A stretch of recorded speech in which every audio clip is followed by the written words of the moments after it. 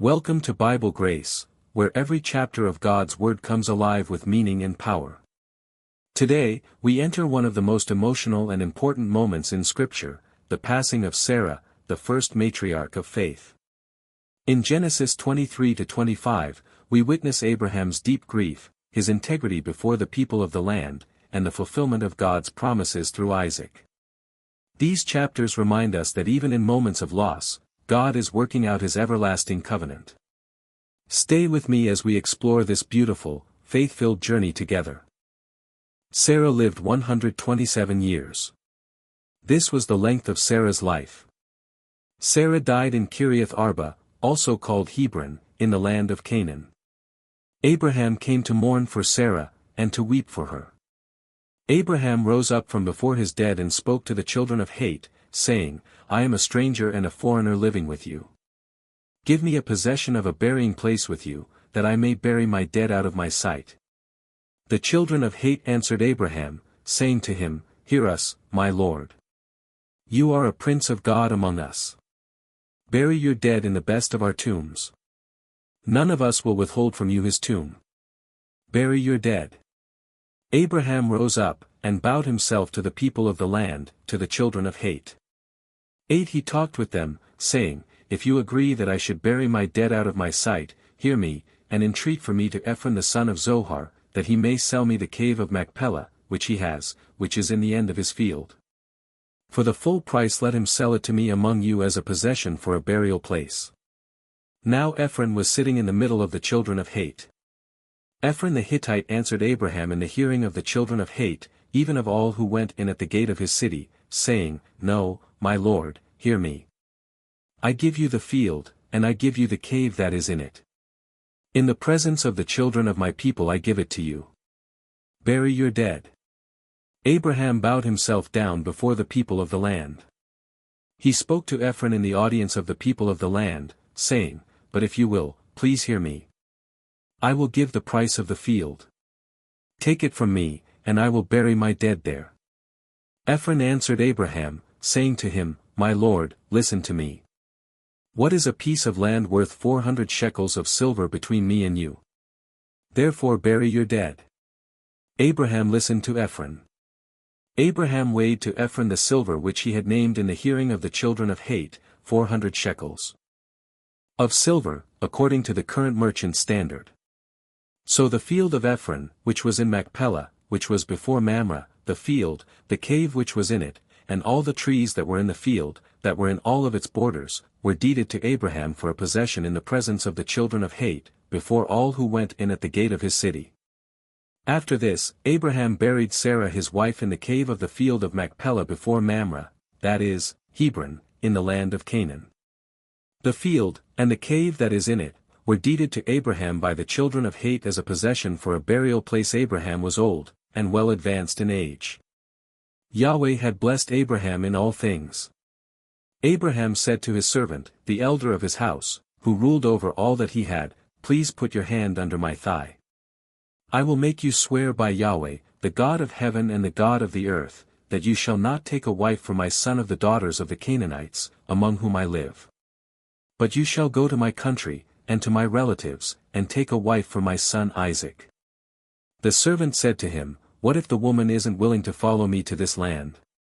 Must I bring your son again to the land you came from? Abraham said to him, Beware that you don't bring my son there again. Yahweh, the God of heaven, who took me from my father's house, and from the land of my birth, who spoke to me, and who swore to me, saying, I will give this land to your offspring, he will send his angel before you, and you shall take a wife for my son from there. If the woman isn't willing to follow you, then you shall be clear from this oath to me. Only you shall not bring my son there again. The servant put his hand under the thigh of Abraham his master, and swore to him concerning this matter. The servant took 10 of his master's camels, and departed, having a variety of good things of his master's with him. He arose, and went to Mesopotamia, to the city of Nahor.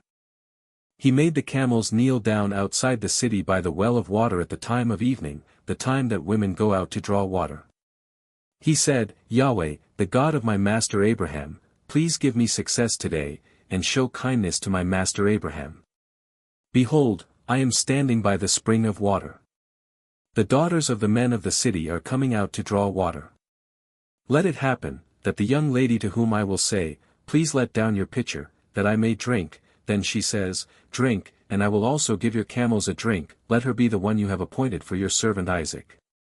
By this I will know that you have shown kindness to my master. Before he had finished speaking, behold, Rebekah came out, who was born to Bethuel the son of Milcah, the wife of Nahor, Abraham's brother, with her pitcher on her shoulder. The young lady was very beautiful to look at, a virgin. No man had known her. She went down to the spring, filled her pitcher, and came up. The servant ran to meet her, and said, Please give me a drink, a little water from your pitcher. She said, Drink, my lord. She hurried, and let down her pitcher on her hand, and gave him a drink. When she had finished giving him a drink, she said, I will also draw for your camels, until they have finished drinking.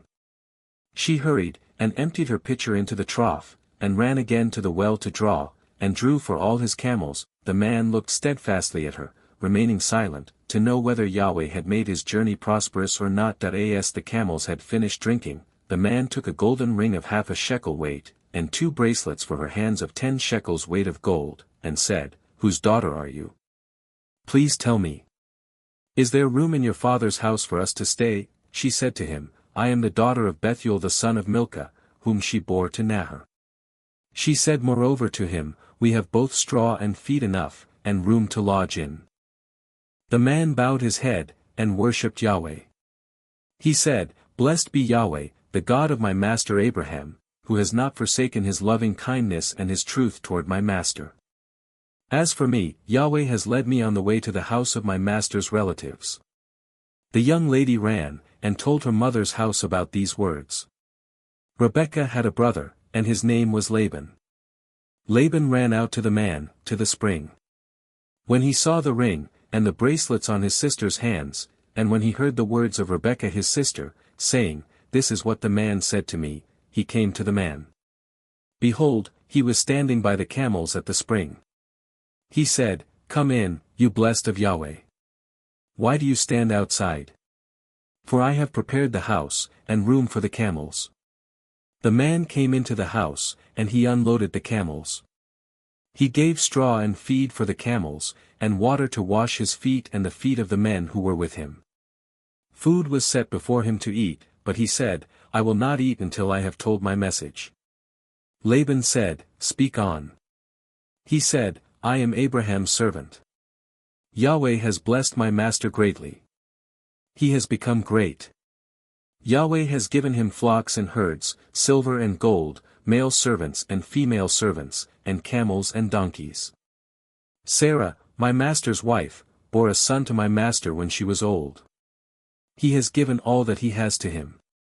My master made me swear, saying, You shall not take a wife for my son from the daughters of the Canaanites, in whose land I live, but you shall go to my father's house, and to my relatives, and take a wife for my son.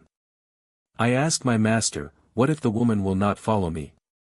He said to me, Yahweh, before whom I walk, will send his angel with you, and prosper your way. You shall take a wife for my son from my relatives, and of my father's house, then you will be clear from my oath, when you come to my relatives. If they don't give her to you, you shall be clear from my oath. I came today to the spring, and said, Yahweh, the God of my master Abraham, if now you do prosper my way which I go, behold, I am standing by this spring of water. Let it happen, that the maiden who comes out to draw, to whom I will say, Please give me a little water from your pitcher to drink, then she tells me, Drink, and I will also draw for your camels, let her be the woman whom Yahweh has appointed for my master's son. Before I had finished speaking in my heart, behold, Rebekah came out with her pitcher on her shoulder. She went down to the spring, and drew.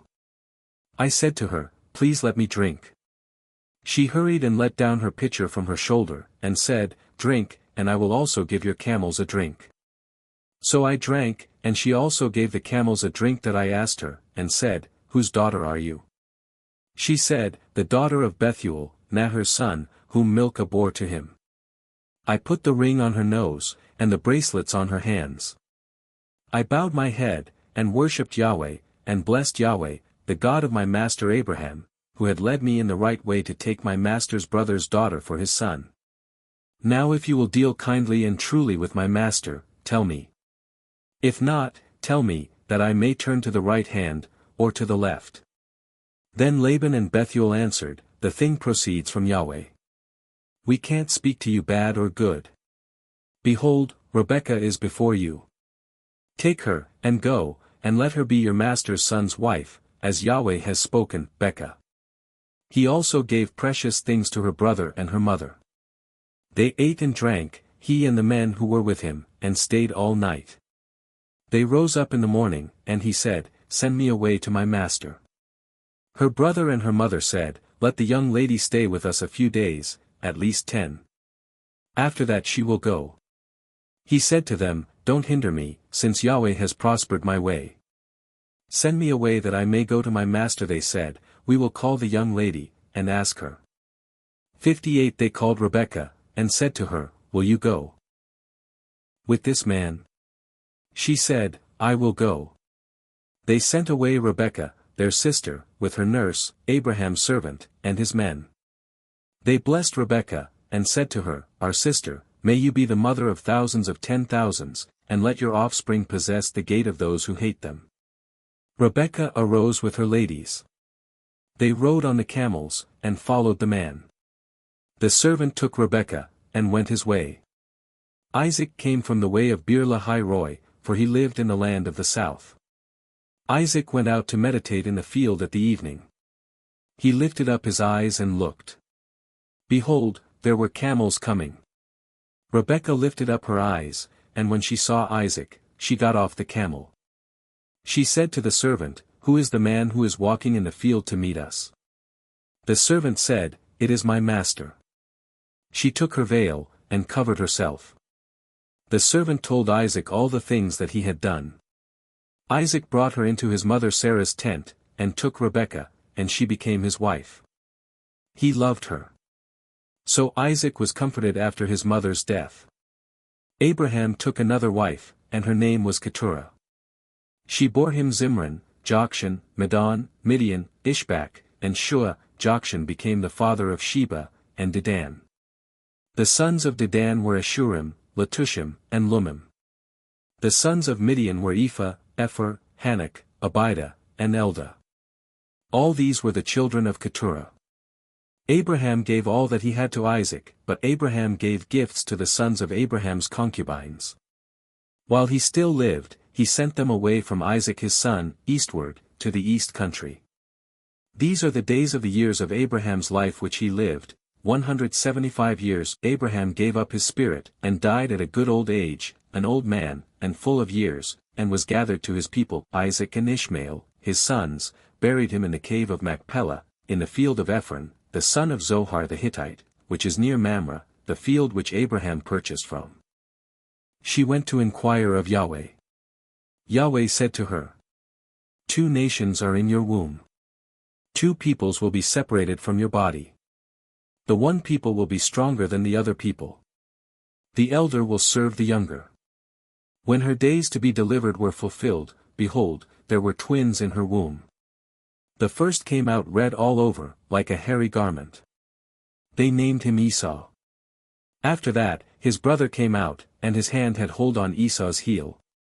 He was named Jacob. Isaac was 60 years old when she bore them. The boys grew. Esau was a skillful hunter, a man of the field. Jacob was a quiet man, living in tents. Now Isaac loved Esau, because he ate his venison. Rebekah loved Jacob. Jacob boiled stew. Esau came in from the field, and he was famished. Esau said to Jacob, Please feed me with some of that red stew, for I am famished. Therefore his name was called Edom. Jacob said, First, sell me your birthright. Esau said, Behold, I am about to die. What good is the birthright to me? Jacob said, Swear to me first. He swore to him. He sold his birthright to Jacob. Jacob gave Esau bread and lentil stew. He ate and drank, rose up, and went his way. So Esau despised his birthright.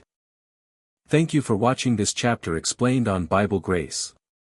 Abraham's faith, Sarah's legacy, and God's unshakable promises remind us how deeply God stays connected to our lives. If this message blessed you today, make sure to like, share, and subscribe. And most importantly, keep walking in faith, just as Abraham did. See you in the next chapter. God bless you.